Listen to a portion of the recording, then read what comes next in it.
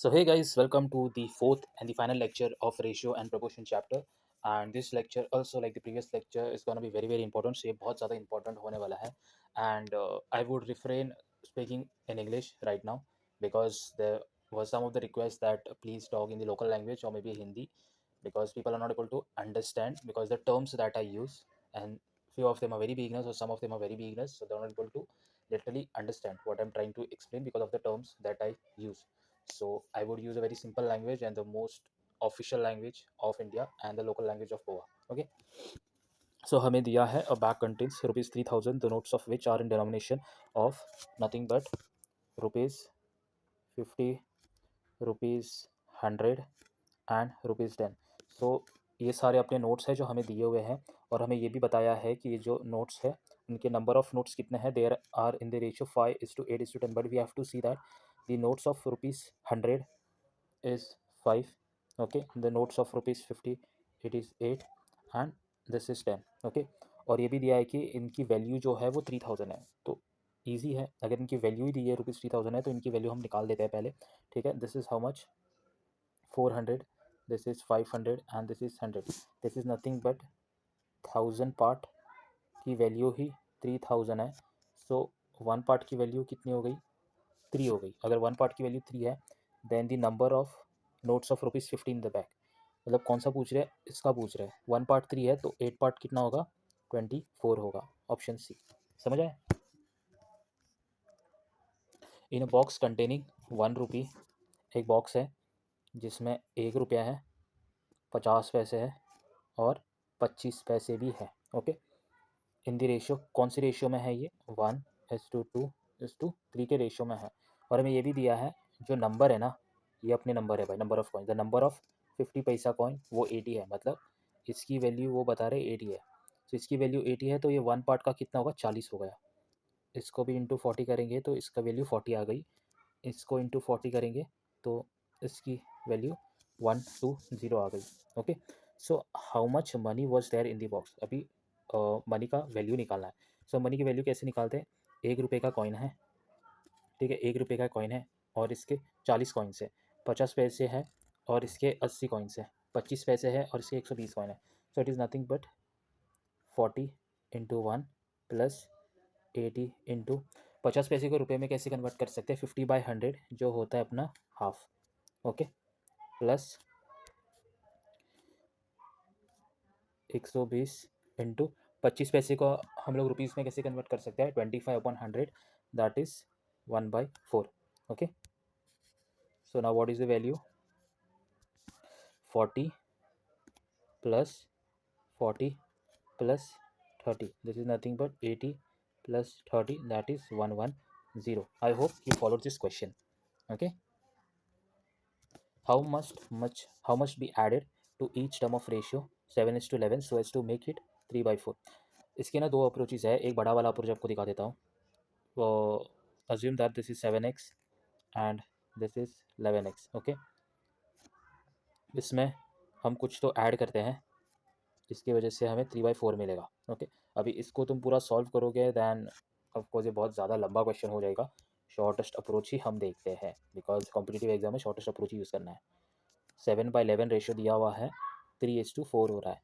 सो इसमें ऐसा कौन सा नंबर जोड़ने से ये रेशियो हमें मिलता है? Okay, first will see that इसका भाई डिफरेंस कितना है. इसका डिफरेंस 4 है, इसका डिफरेंस कितना है? 1 है, मतलब ये बैलेंस नहीं है. ठीक है, बैलेंस बनाने के लिए इसका डिफरेंस भी हमें 4 लाना पड़ेगा. सो इस रेशियो को हम 4 से मल्टीप्लाई करेंगे. ओके, सो 7/11 अपना ओरिजिनल रेशियो है. इसको 4 से मल्टीप्लाई करने के बाद ये 12 आता है और ये 16 आता है. अभी इसमें कितना ऐड हो रहा है? दोनों साइड से 5 का ऐड हो रहा है. So what must be added to each term? 5 must be added to each term, तभी जाके हमें ये मिलेगा. ओके, आप कर भी सकते, देखो 4 3 12, 4 3 12, 4 4 16, यही रेशियो आ रहा है. सो it is correct. Two numbers are such that the ratio between them is 4:7. If each number is increased by 4, the ratio becomes 3/5. Find the largest number. So हमें दिया हुआ है कि ये दो रेशियो है. ओके, 4 जोड़ने से ये रेशियो 3:5 हो जाता है. सबसे पहले हमें ये देखना है रेशियो में कि क्या ये बैलेंस्ड है. इसका डिफरेंस कितना है? 3 है. इसका डिफरेंस कितना है? 2 है. तो ये बैलेंस नहीं है, मतलब इन दोनों को बैलेंस बनाना पड़ेगा. कैसे बैलेंस बनाएंगे?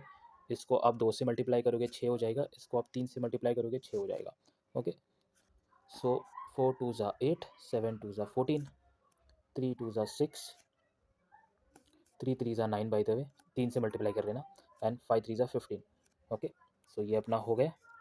ओके, अभी इसका कितना पार्ट है, 1 पार्ट है, ये भी 1 से इंक्रीज हो रहा है, बट ये 1 पार्ट कितना है बोल रहे हैं, वो 4 से बढ़ा रहे हैं। This 1 part is nothing but 4।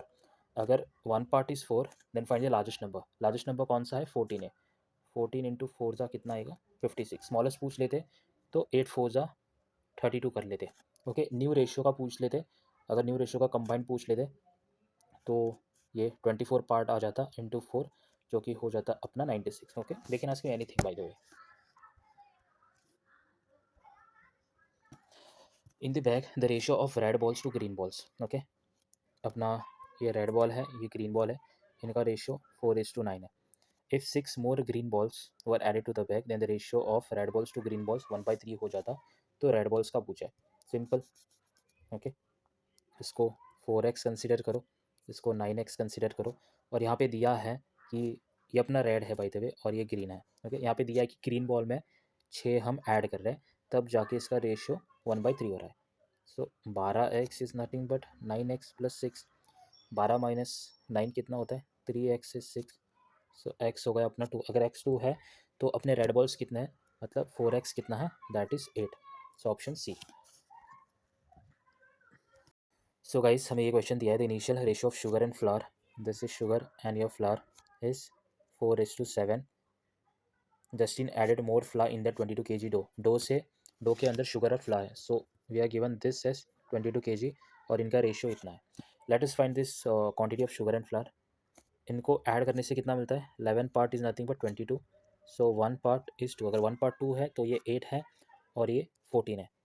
Okay, so basically sugar और फ्लावर कितना है, ये 8 है और ये 14 है।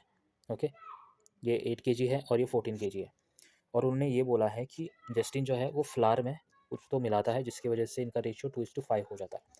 वेरी सिंपल, इसमें ज़्यादा कुछ करना नहीं है। 8 एंड 14, जिसमें फ्लावर में मोर फ्लावर डालता है, that is x equals to 2/5। Okay, 2/5। So 5 8 ज़ा 40, 14 2 ज़ा 28 प्लस 2x। 14 माइनस 28 कितना हो गया, 12 is 2x, so x is 6। अगर x 6 हो गया, then how much flour did Justin later add, it's 6 kg only. x ही फाइंड करना था। Okay, the ratio of number of females to the number of males in a club is this. Recently क्या हुआ, 300 woman है, उन्होंने join कर लिया और रेशियो 5:2 हो गया, तो अभी ऐड होने के बाद फीमेल मेंबर्स की काउंट कितनी है। Okay, so let us assume this as female and this as male. Okay, female में 300 ऐड होते हैं, तब जाके इनका अकाउंट 5:2 होता है। ओके, तब जाके इनका अकाउंट 5:2 होता है। सो 2 और 2 ये कैंसिल हो जाता है, so 3x plus 300 is nothing but 5x, so 2x is 300, x is 150। Okay, so अभी कितने female members are there in the club right now, so it is nothing but 5 into 150 which is 750। Okay, आप ऐसे भी कर सकते थे और ऐसे भी कर सकते थे, that is you know the initial count of the female, that is 3x, 3x and equals to nothing but 3 into 150, that is 450। ये 450 है और 300 ऐड करने के बाद भी इनका 750 आ जाता है। सो anyway you can solve। Two numbers are in the ratio 11:19। okay, if each one is subtracted by 7, then the ratio of the new numbers is 5:9, and find the absolute difference between this। दो numbers है by the way 11:19। Okay, दोनों number में से 7 को घटाया जाता है, तब जाके इनका रेशियो 5:9 होता है। फर्स्ट पहले फाइंड करते बैलेंस्ड है कि नहीं है। इनका डिफरेंस क्या है, 8 है, इनका डिफरेंस क्या है, 4 है। ऑफकोर्स बैलेंस नहीं है तो इसको बैलेंस बनाना पड़ेगा। So this is already 8, we will make this as also 8। 11:19 ऐसे ही रखते हैं, इसको 2 से मल्टीप्लाई करते हैं, 10 एंड 9 2 ज़ा 18। सी, इट इज़ गेटिंग रिड्यूस्ड, और ये जो रिड्यूस हो रहा है वो एक पार्ट से रिड्यूस हो रहा है, और एक पार्ट की वैल्यू कुछ नहीं, वो बोल रहे हैं 7 है। This is given. Okay, find the absolute difference between the actual numbers. इनका डिफरेंस क्या है, 8 है, 8 पार्ट का डिफरेंस है into 7, that is 56. Okay, otherwise you would have done like 11 sevens are 77 minus 19 sevens are कुछ तो, and then you would have done. Okay, it should waste your time. So this is the best thing. Find the difference and multiply by the one part value. Two numbers are 40% and 60% more than the third number. This is first, second, and third number. Let the third number be 100, and two numbers are 40% and 60% more than the third number. This is 40% more means 140, 60% more means 160. Okay, what is the ratio of the first number and the second number? It is nothing but 14 is to 16, that is 7 is to 8. Option D. Anita and Vinita divide an amount of 1950 among themselves in the ratio 6 is to 7. This is 1950. They divide this in the ratio 6 is to 7. But what is the total amount? 13 part is nothing but 1950. So one part is how much? 13 ones are 13. This is 13 fives are 65 and 0. One part is 0. So what is 6 part? 6 fives are 30, 90, and this is nothing but 1050. Okay, this is nothing but 1050. Here what they are doing, rupees 100 is added to each of the shares. This becomes 1000 and this becomes 1150. So what is the ratio? The ratio we have to find now. 5 2s are 10, 5 2s are 10, 1 5 3s are 15, 20 is to 23. Simple.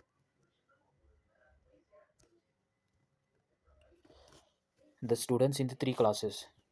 Okay, the students in the three classes in the ratio 2 is to 3 is to 5. If 30 students are increased in each of the class, the ratio changes to 4 is to 5 is to 7. So guys, we need to find the difference. See, 5 2 plus 2 and plus 2, the difference is same, by the way. Okay, even here as well, the difference is 1 and the difference is 2. So everything is correctly balanced. Okay, everything is correctly balanced. So now 2 part is nothing but 30. So one part is 15. If one part is 15, the total number of student after increase, we have to find this value. What is this value? 7 plus 5 12, 12 plus 4 16. So 16 part की value कितनी है into 15 अगर आप करोगे, 15 6 are 90 and 24 240. Okay,